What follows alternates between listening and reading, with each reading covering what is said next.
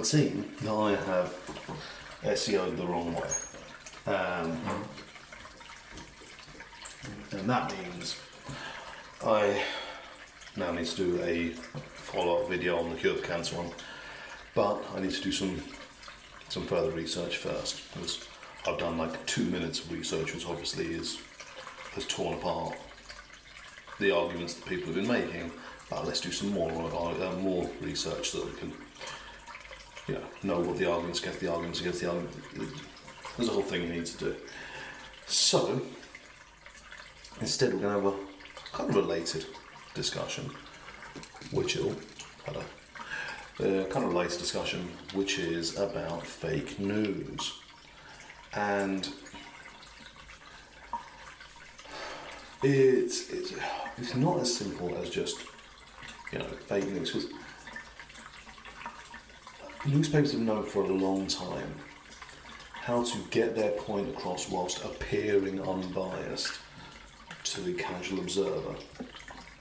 It's one of the reasons that I stopped working for News Corp, was because as bad as the Sun was, and the Sun is horrific, the Times was more insidious. So the Times obviously makes itself out to be, a respectable, reputable, unbiased purveyor of fact.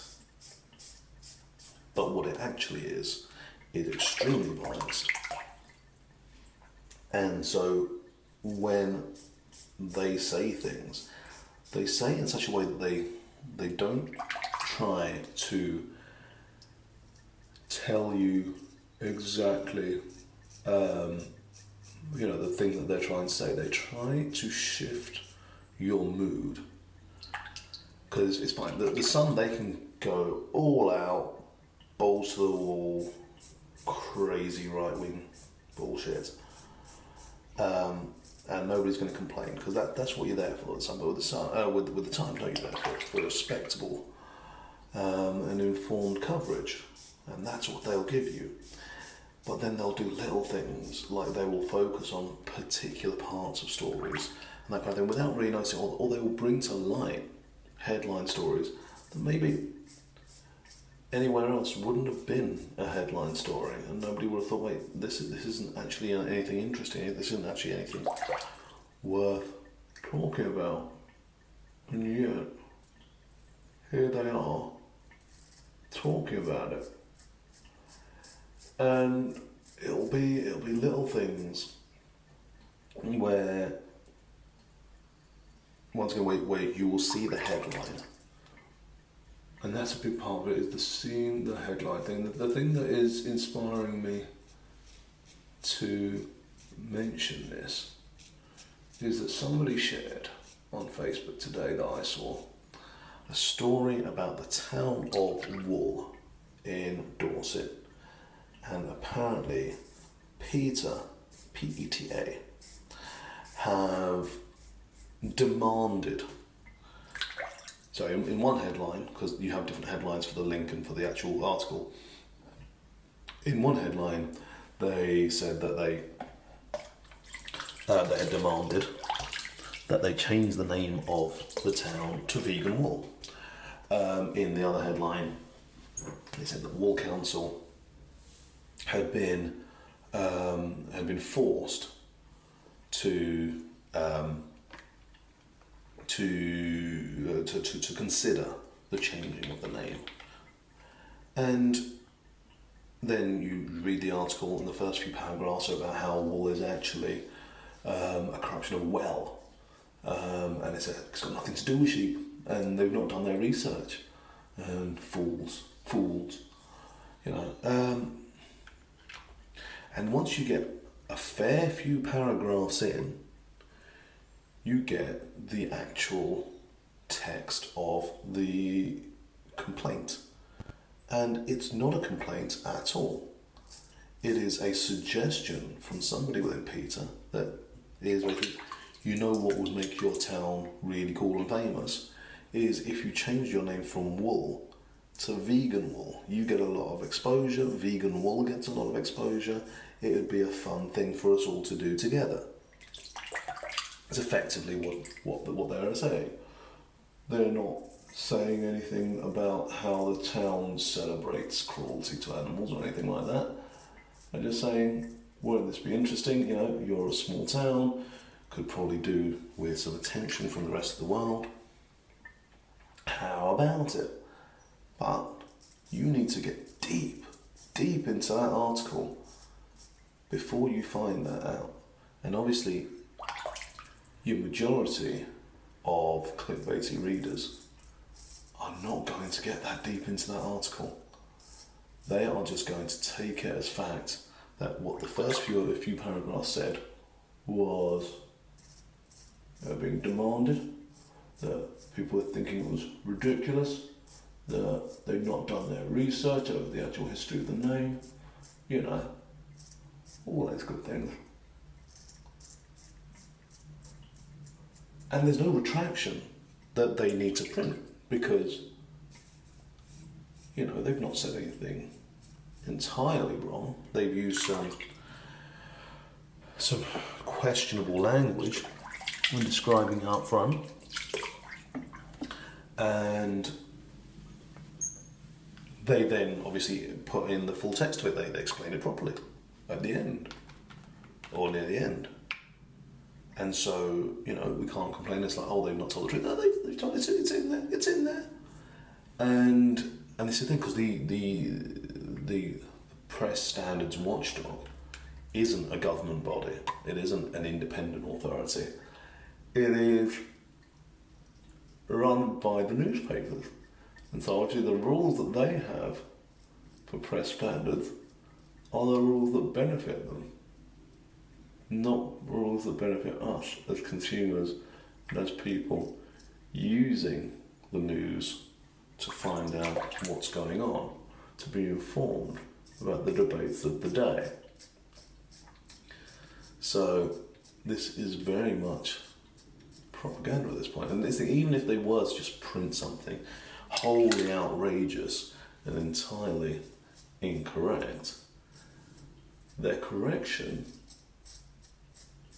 would be, well, obviously it'd be on a different day. So anyone that's just looking at the newspapers isn't going to see it that day. They're not necessarily going to associate the two things. More importantly, it's going to be in a corner somewhere. Even if they put it on the front page, it'll be in a corner somewhere. They're not going to give it the full front page treatment. It's not going to get a massive picture, a massive headline, so that everyone says, oh no, sorry, we were wrong. Whatever you read yesterday, that was bollocks. And therefore, the majority of people, the kinds of people that didn't read the whole article and just read the headline, they're not going to see that. Oh wow, there's a lot of blood out there. And instead, they're just going to keep remembering, oh, did you hear about that thing about that town where they had to change the name from Wool? And obviously it's going to become that. Well, the town was forced to. You know, before too long, it will probably be the EU forced the town to, because of it triggering vegans or something, which is not true. But that's where the story will end up, because they weren't irresponsible about their language. They were malicious in their language. They knew exactly what they were writing, and they knew exactly the effect it would have. They wanted to spur this right-wing fanaticism, this idea that people are being snowflakes, that they're being authoritarians, that they're trying to take over their lives, that they're not allowing them to do the good traditional things that they always used to do. Because it's so important they do the good traditional things that they used to do, such as name towns Wool. And, you know, why we would want to maintain that misspelling? I mean, obviously I'm fine with it because it lends further credence to my whole English is stupid argument. But dare say people that like English, which is probably the kinds of people who would want the town of Wool to stay Wool, maybe are not helping their case.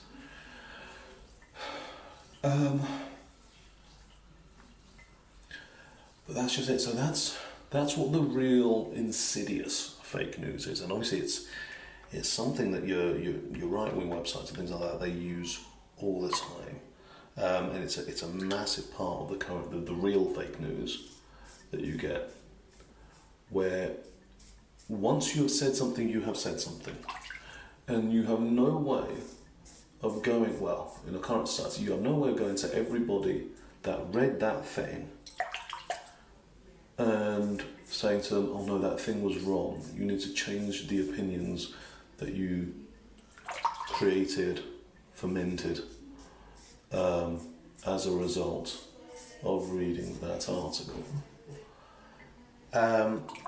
Now, technically, there are ways it can happen, but they are apparently abuses of human rights and your right to privacy and so on. So people get up on privacy.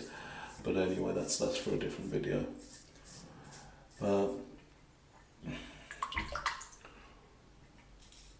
It's still, that is a massive problem. It's a lot to do with what I was saying about the alternative vote and about how Brexit happened.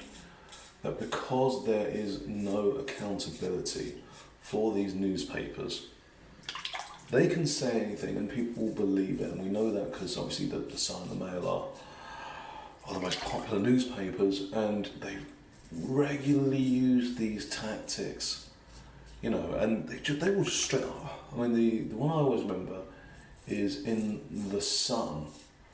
They had an article about how in Brighton they were forcing children to select their gender at age 4, and that obviously was complete and utter bollocks. What they were actually doing was putting down on these school access forms, or school entry forms, gender, male, female, other. If you don't, and putting a thing there that says, if you don't want to make a decision, you don't have to.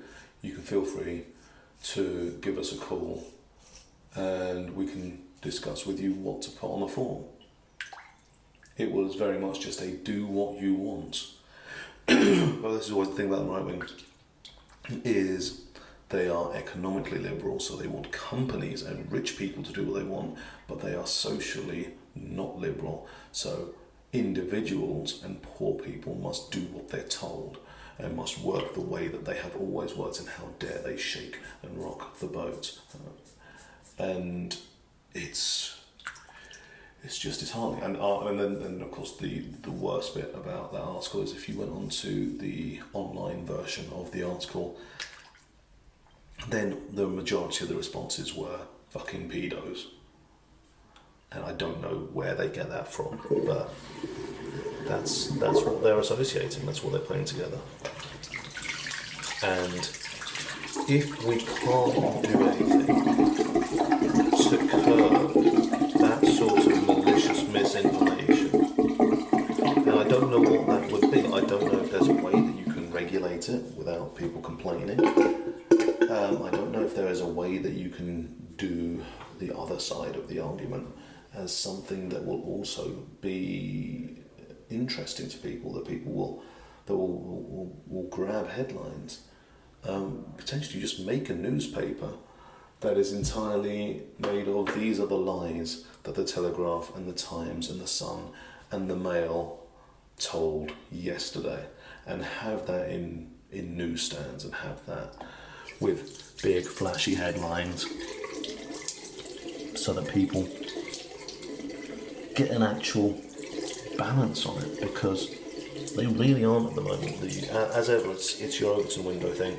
If the Guardian and the Independent are going to mostly just do sane, sensible news, then your window of reasonable discourse is going to be skewing towards what the Mail and the Sun thinks. Even if, it's not completely there, that becomes the middle ground, is over there. So maybe we need a stronger effort to get these things done right.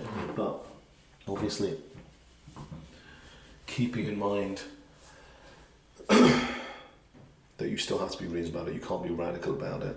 You know, as much as I'm saying Peter is not doing the wrong thing here at all with the whole wall thing, they are well known, same as with Greenpeace, for taking a view on something that they've not thought through properly. And it is so important that when you're going to be criticising people who have a majority opinion, who have a common sense opinion, that your argument be ironclad, that you've really thought through all sides of this, and how it's going to get thrown in your face. This is why the whole cancer thing, I am not going to talk about it now because I've not had time to look through it and make sure I know that the arguments are sound. I'm going to need to do some more research on it. So, yes.